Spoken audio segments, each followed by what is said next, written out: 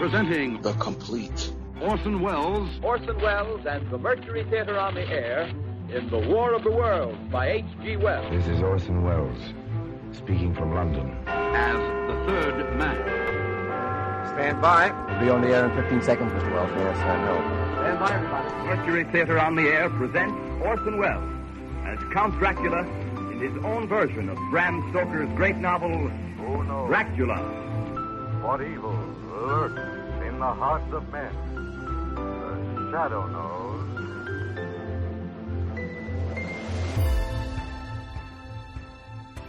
Hello world, welcome to The Complete Orson Welles, brought to you by Dwayne Old Time Radio. This podcast will feature various classic radio programs ranging mostly from 1936 to 1952 that Orson either produced and directed, was featured on, or starred as a guest. If you enjoy my podcast, you can subscribe to receive notifications of new posts. Subscribing is free and only takes a moment.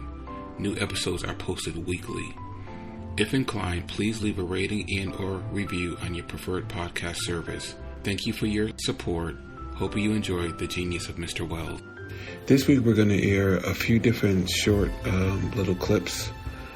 The first, these are kind of random, so I may get this order wrong, but I'll do my best. The first is the New York Herald Tribune Forum, October 18th, 1944. The New York, I'm reading this from my notes, so hopefully my notes are correct. The New York Herald Tribune Forum, and it's false issues in the American presidency. Then we have the Orson Welles Almanac, Lear voice auditions, which Orson does not star in, but it's from his Almanac with other actors. And that is September 4th, 1945. And I may add an additional one, so just bear with me for this week. I'll get back to better organization next week.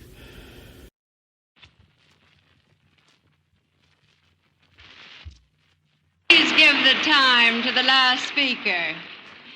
The final speech has for its title, False Issues and the American Presidency. I take pleasure in presenting to you a distinguished representative of the theater and an editor of the Free World magazine, Orson Welles.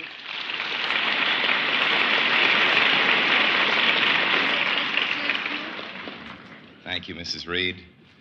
Distinguished guests, ladies and gentlemen. Before proceeding with a prepared speech, I would like to say that I'm very sorry that Mrs. Luce has left before I had a chance to ask her on what date Mr. Roosevelt renounced the League of Nations.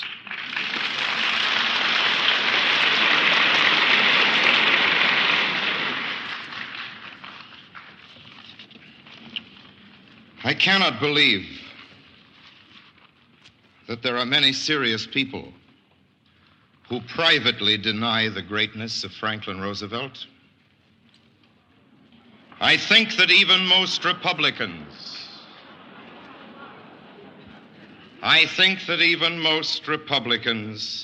are resigned to it that when the elections are over and the history books are written, our president will emerge as one of the great names in one of democracy's great centuries.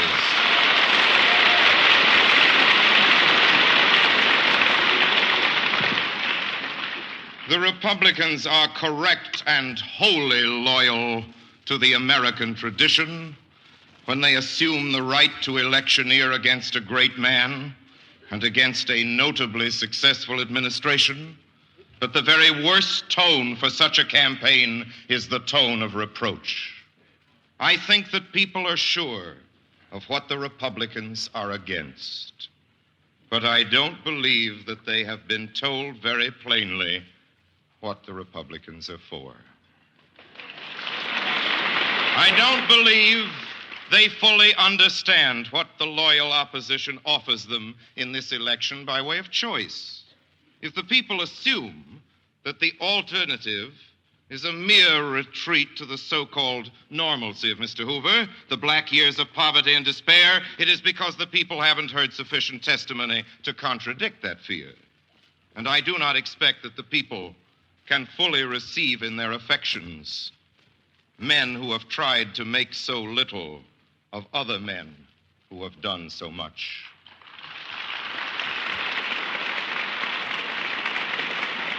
It would appear that the New Deal has had a most profound influence on the thinking of Republican leaders. But a studious examination of the latest Republican pronouncements doesn't establish that the grand old party is broken with its well-known restrictionist attitudes, nor with its ancient reluctance to admit the government's responsibility to the welfare of the whole people.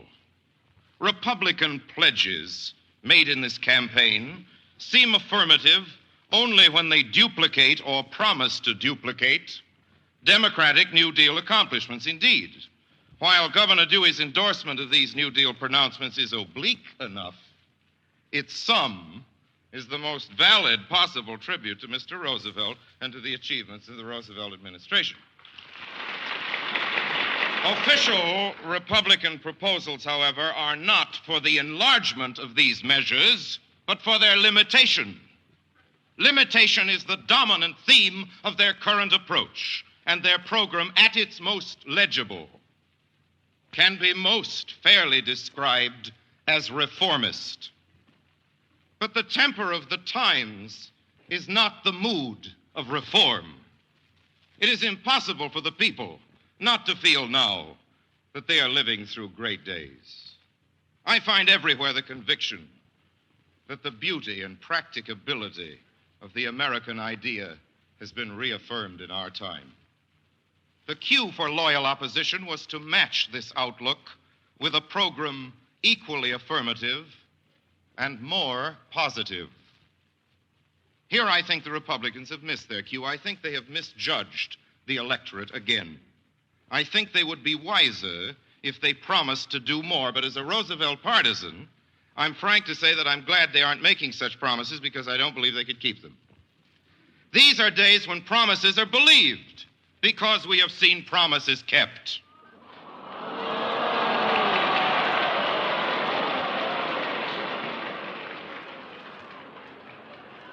There is, I notice with pleasure, a difference of opinion at this bipartisan meeting.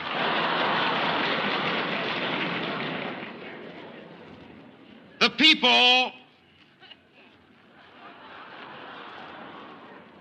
some of whom are not in this room,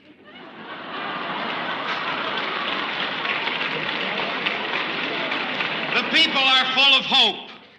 And if the people are to be moved from their devotion to Roosevelt's leadership, it can only be done by encouraging greater hopes, never by inoculating the people with dismay. The labor question, just for example. A great deal has been said on the Republican side of this election argument about the laxity of labor in the war effort, and much has been made of wartime strikes. The cheerful sacrifice, the heroic and easy skill of our American fighting men is something for all our grandchildren to boast of, and it's a fact that American victories on the fighting fronts are only possible because of the war record of the American production job.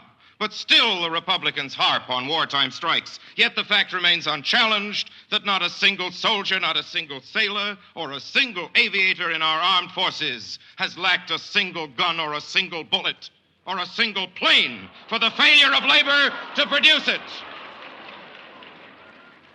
This is from General Marshall's instructions, document number 2, War Department, Washington, 25 D.C., fact sheet number 29.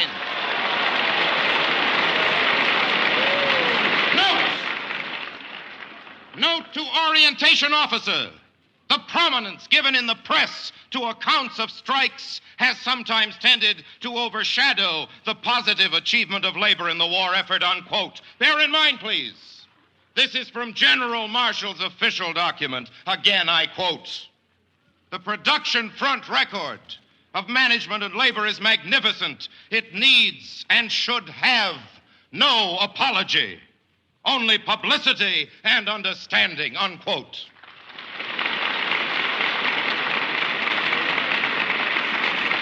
Further, by way of inoculating dismay, the Republican candidate has not hesitated to announce the existence of what he calls a Democratic plot to keep our fighting men in uniform past the time of need for their service. And we have actually heard it stated by at least one other prominent Republican spokesman that our heroic dead in this war are dead as a result of Mr. Roosevelt's foreign policy. What is to be said in answer to this sort of argument? With most other Americans, I believe that our dead fell in this war for a purpose. With most other Americans, I believe that purpose to be the destruction of fascism. With most other Americans, I believe that our president was the first to warn us against fascism and the first to urge our preparedness for this anti-fascist war. Ladies and gentlemen, you have heard the third and final in the series of broadcasts by the Blue Network of the Herald Tribune's Forum, presenting Governor Thomas E. Dewey, Claire Luce Booth, Congressman from Connecticut, Mrs. Helen Gahagan Douglas, candidate for Congress from California, and the brilliant young actor Orson Welles. And there's just one note I should like to stress. In all these speeches, Mrs. Luce brought out one point, that religion must mark the peace, for we have made ourselves the children of superpower, and where has that brought us? We are the children first of supreme power. This is the Blue Network.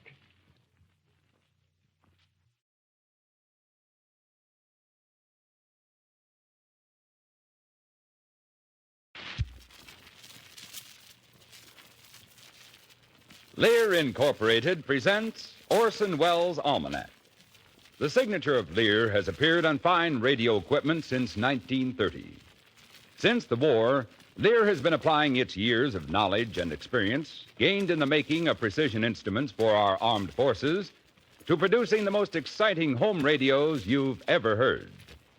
And most exciting will be something entirely new, something never available before in home radio sets. We call it the Lear wire that remembers. I'll be back later to tell you all about the wire that remembers. Now, Orson Welles. On the Lear radio, hidden away in a small, replaceable cartridge, is a long, thin wire that glides between the poles of a magnet. Sound is impressed upon that wire magnetically, and there is enough wire in the ordinary cartridge to provide a full hour's entertainment. Your voice, your children's songs, the wisecracks of your friends, and even your favorite programs from the air can be recorded on that wire. Another thing, you never have to keep anything you don't like. You can erase it from that wire, clean it right off, simply by recording something else on the same wire. There's never been anything quite like this Lear wire that remembers. But that is only one of the many features that will be available in a Lear home radio. Because in addition to the wire recorder, Lear radios will bring you television, FM, shortwave, improved tone control, and radio combinations with automatic record changers. Radios will be priced from $500 to $19.95. When you consider buying a new radio, your dealer will be proud to let you hear a Lear. Remember the name Lear, L-E-A-R, makers of fine home radios and the Lear wire that remembers. This is Bob Cummings speaking.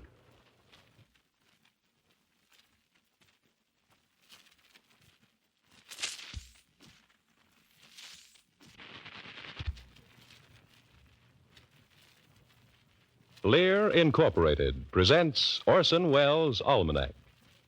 The signature of Lear has appeared on fine radio equipment since 1930.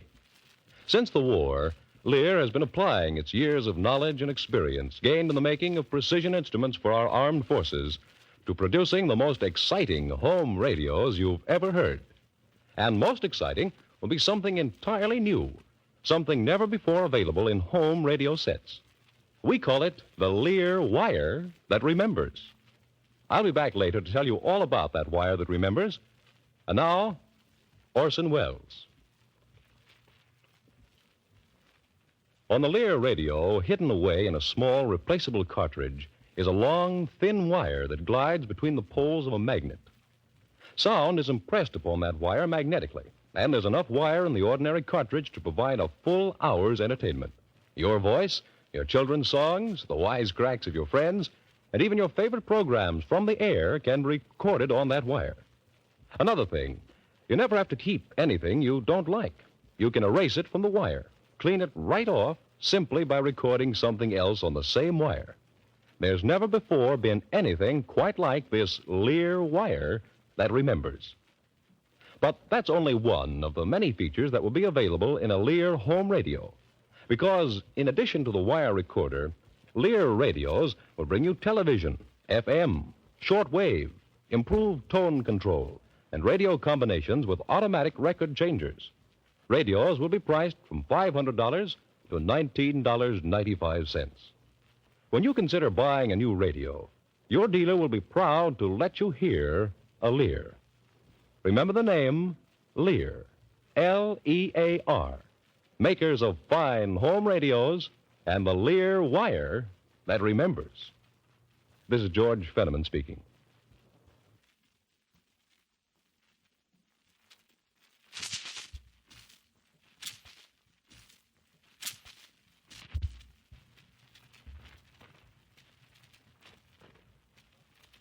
Lear, Incorporated, presents Orson Welles' Almanac. The signature of Lear has appeared on fine radio equipment since 1930. Since the war, Lear has been applying its years of knowledge and experience gained in the making of precision instruments for our armed forces to producing the most exciting home radios you've ever heard. And most exciting will be something entirely new, something never available before in home radio sets. We call it the Lear wire that remembers. I'll be back later to tell you all about the wire that remembers. Now, Orson Welles. On the Lear radio, hidden away in a small replaceable cartridge, is a long, thin wire that glides between the poles of a magnet. Sound is impressed upon that wire magnetically, and there's enough wire in the ordinary cartridge to provide a full hour's entertainment. Your voice, your children's songs, the wisecracks of your friends, and even your favorite programs from the air can be recorded on that wire. Another thing, you never have to keep anything you don't like. You can erase it from the wire, clean it right off, simply by recording something else on the same wire. There's never before been anything quite like this Lear wire that remembers. But that's only one of the many features that will be available in a Lear home radio, because in addition to the wire recorder, Lear radios will bring you television, FM, shortwave, improved tone control, and radio combinations with automatic record changers. Radios will be priced from $500 to $19.95. When you consider buying a new radio, your dealer will be proud to let you hear a Lear. Remember the name Lear, L-E-A-R, makers of fine home radios and the Lear wire that remembers. This is Victor Perrin speaking.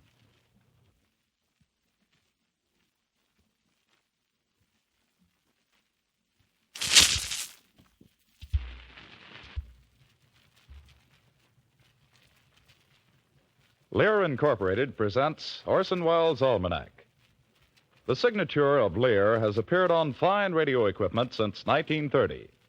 Since the war, Lear has been applying its years of knowledge and experience gained in the making of precision instruments for our armed forces to producing the most exciting home radios you've ever heard. And most exciting will be something entirely new, something never available before in home radio sets. We call it the Lear wire that remembers. I'll be back later to tell you all about the wire that remembers. Now, Orson Welles. On the Lear radio, hidden away in a small replaceable cartridge, is a long, thin wire that glides between the poles of a magnet. Sound is impressed upon that wire magnetically, and there's enough wire in the ordinary cartridge to provide a full hour's entertainment. Your voice, your children's songs, the wisecracks of your friends, and even your favorite programs from the air can be recorded on that wire. Another thing, you never have to keep anything you don't like. You can erase it from the wire, clean it right off simply by recording something else on the same wire. There's never before been anything quite like this Lear wire that remembers. But that's only one of the many features that will be available in a Lear home radio, because in addition to the wire recorder, Lear radios will bring you television, FM, shortwave, improved tone control, and radio combinations with automatic record changers. Radios will be priced from $500 to $19.95. When you consider buying a new radio, your dealer will be proud to let you hear a Lear. Remember the name Lear, L-E-A-R, makers of fine home radios and the Lear wire that remembers. This is Burley Smith speaking.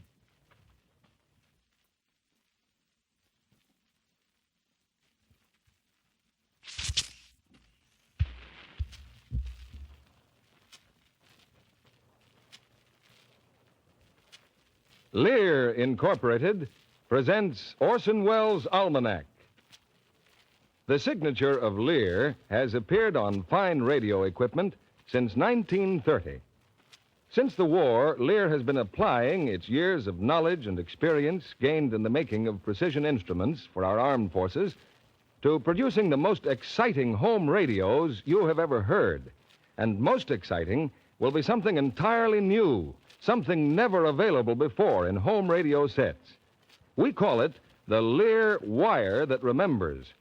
I'll be back later to tell you all about the wire that remembers. Now, Orson Welles.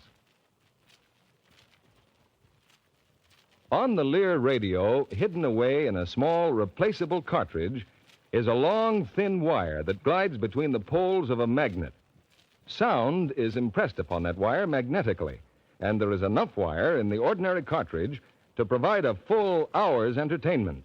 Your voice, your children's songs, the wisecracks of your friends, and even your favorite radio programs from the air can be recorded on that wire. Another thing, you never have to keep anything you don't like. You can erase it from the wire, clean it right off by simply recording something else on the same wire. There's never before been anything quite like this Lear wire that remembers. But that's only one of the many features that will be available in a Lear home radio. Because in addition to the wire recorder, Lear radios will bring you television, FM, shortwave, improved tone control, and radio combinations with automatic record changers. Radios will be priced from $500 to $19.95. When you consider buying a new radio, your dealer will be proud to let you hear a Lear. Remember the name, Lear. L-E-A-R, makers of fine home radios and the Lear wire that remembers. John Milton Kennedy speaking.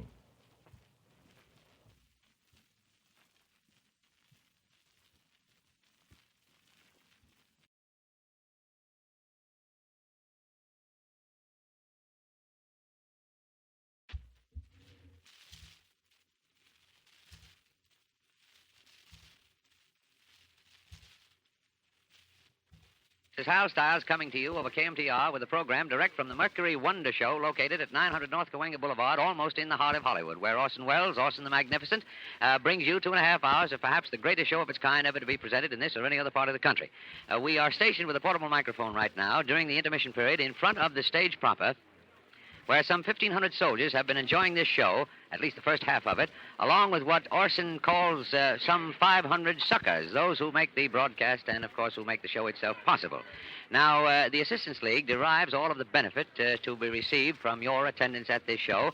And while I can't, of course, bring you the many, many illusions and tricks that Orson has already performed and will continue to perform at the conclusion of the intermission period, I can tell you this, that all of the people assembled here tonight have really enjoyed this show to the very fullest extent. They have laughed and enjoyed it, well, just as much as it is possible for almost anyone to enjoy it. Now I'm going to, by way of, you might say, proof, bring to you the voices of some of these people who constitute the sucker list. I'll also, in the process, bring you the voices of some of the soldiers and the sailors and the Marines and let them testify in their own way whether or not they enjoyed the show. First of all, we come upon a man here who is a corporal in the Army. May I ask you, sir, what your name is?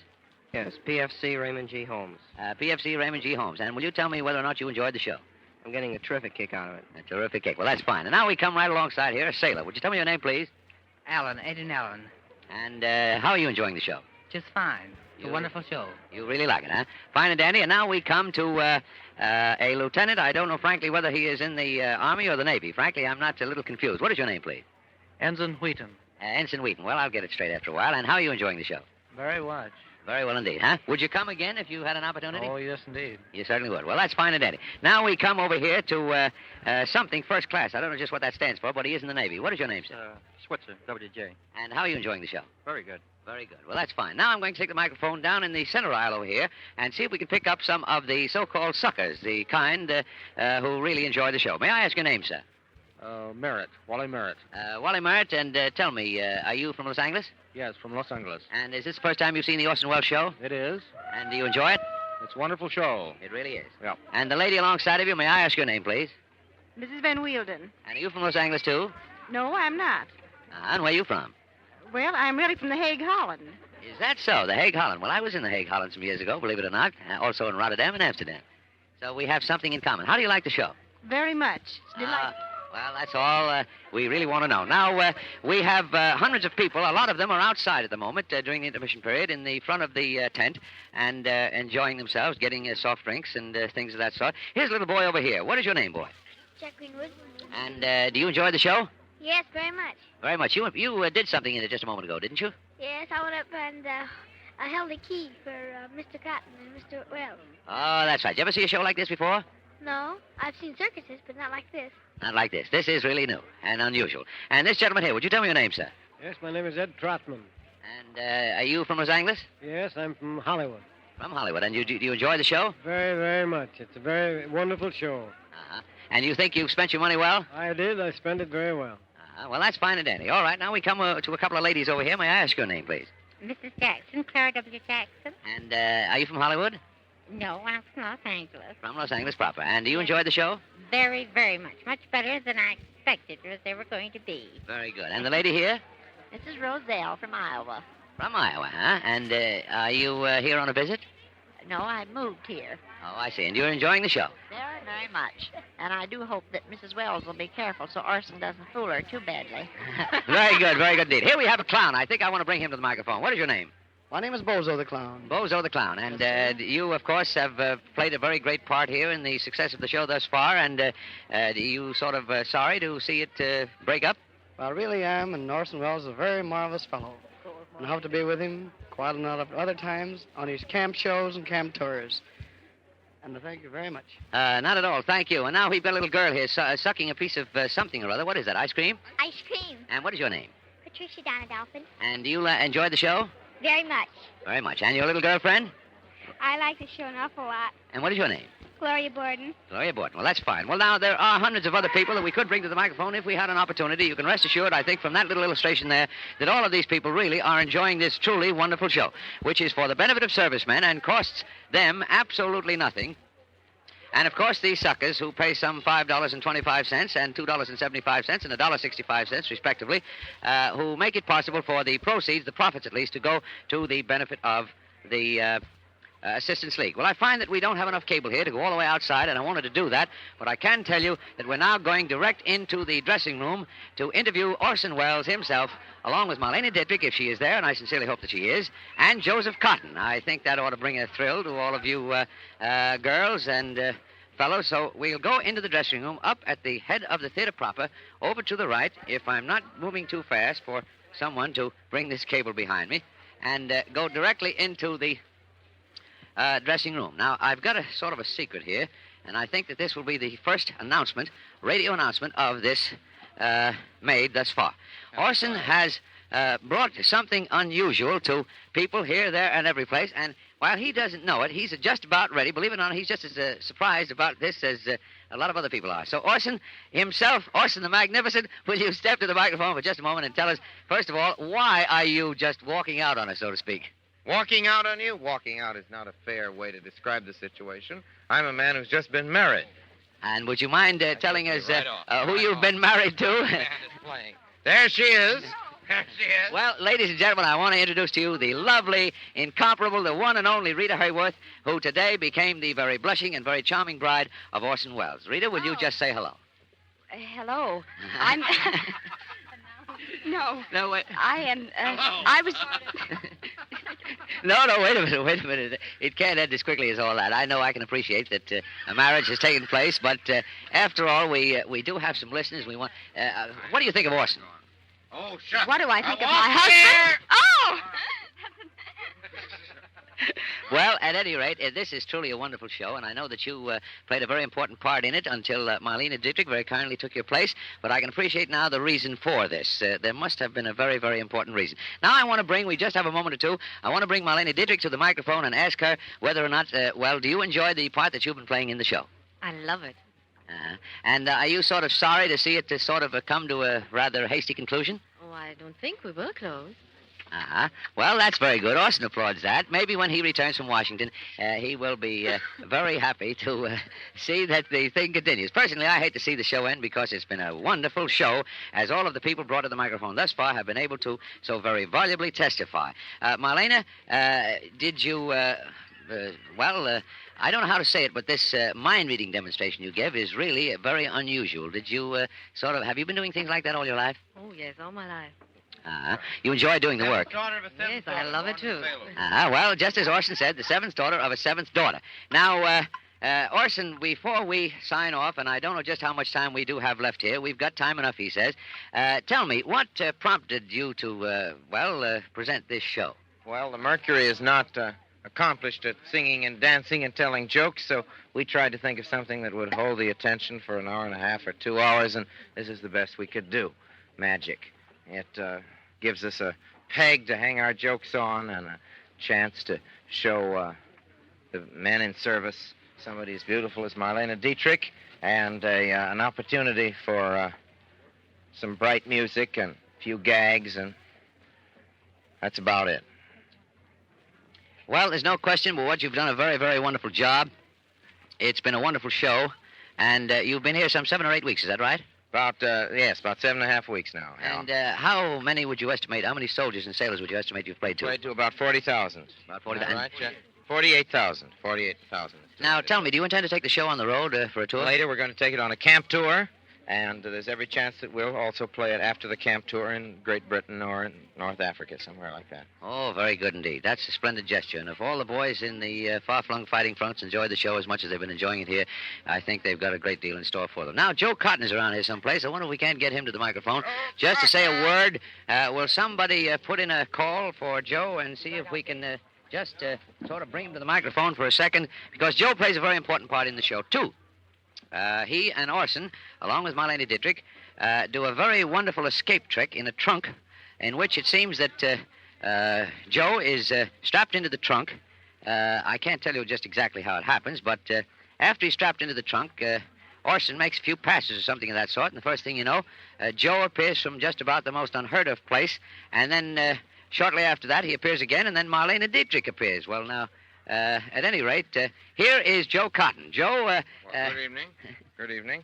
Hiya, Hal. I'm very fine indeed, Joe. And tell me, how do you enjoy the part that you've been playing in the show? Well, I have a good time. Orson locks me up in that trunk, and pretty hard to get out of it, but I studied with Houdini when I was a kid, and it's about the best I can do. Well, I think you do very nicely indeed. There's no question about that. And I think now the show is about to begin. This is the intermission period, as I said before. And, I do want to get a word from Orson's, I don't know how to say, Shorty, the one and only Shorty. Shorty is just about as important on this show as I think anyone else. Shorty, how about a word? Hi, everybody. Shorty does so many things, it's pretty hard to keep tabs on him. He's running back and forth, and if you come tonight and tomorrow night, you can see the last performances of the famous Mercury Wonder Show located at 900 Cahuenga Boulevard, almost in the heart of Hollywood, starring Orson Welles, the Magnificent, Marlena Dietrich, and Joe Cotton. And you'll see 2.5 hours of just about the greatest magic show you have ever seen in your life, and I say that sincerely when I do. And so, until tomorrow night, when we sincerely hope that you'll all be at the Mercury Wonder Show, 900 Cahuenga Boulevard. This is Hal Stives reminding you as always to keep smiling.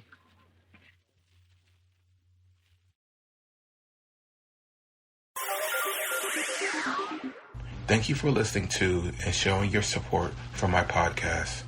If you would like to receive notifications of when new episodes are posted, please subscribe to my channel. Subscriptions are 100% free, and they really help me get an idea of how I'm doing.